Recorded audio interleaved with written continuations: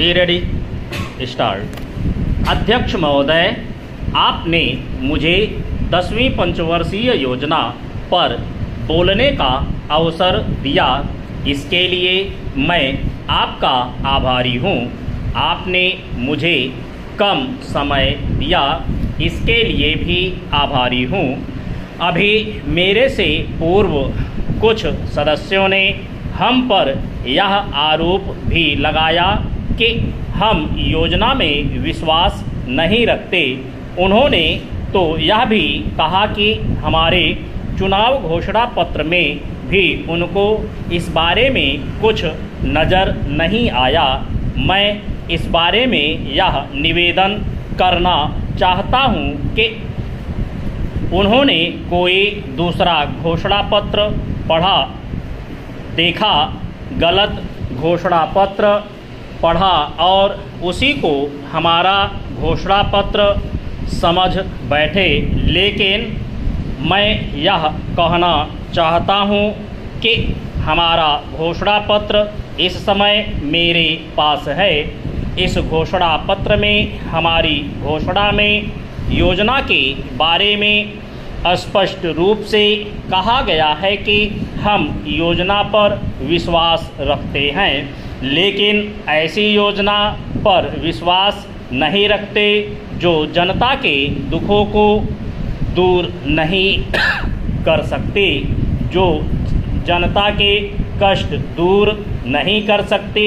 आज तक जितनी भी योजनाएं बनाई गई हैं, जिन्हें हम पहले पंचवर्षीय योजना, दूसरी पंचवर्षीय योजना और 10वीं पंचवर्षीय योजना आदि कहते हैं, और उन योजनाओं में हमने जो कुछ निर्धारित किया उनसे हम जनता के दुखों को दूर नहीं कर सके और जनता के कष्ट दूर नहीं हुए। इन योजनाओं के परिणाम भी हमारे सामने हैं।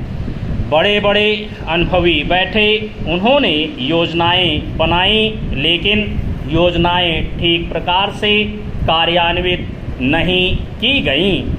उन योजनाओं में काफ़ी दोष थे, जिसके कारण ये योजनाएं लोगों के दुखों को दूर नहीं कर सकीं। लोग दुखी ही रहे। चंद मैं यहाँ पर कहना चाहता हूँ कि जो हमारी योजना थी उसका परिणाम क्या निकला। उसका परिणाम यही निकला कि हमें रुपए का मूल्य कम करना पड़ा। जो योजना होती है वह राष्ट्रधन को ऊंचा करने के लिए बनाई जाती है, लेकिन हमारे सामने आंकड़े हैं। इसका परिणाम हमारे सामने है।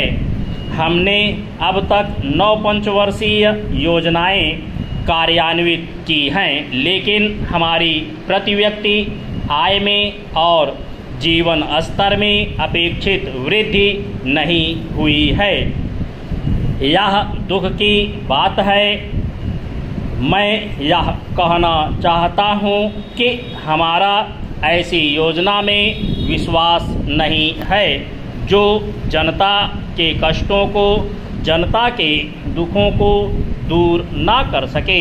हम ऐसी योजनाओं पर विश्वास करते हैं जो उनकी आयु बढ़ा सकें, उनका आर्थिक विकास कर सकें, उन्हें उन्नत कर सकें।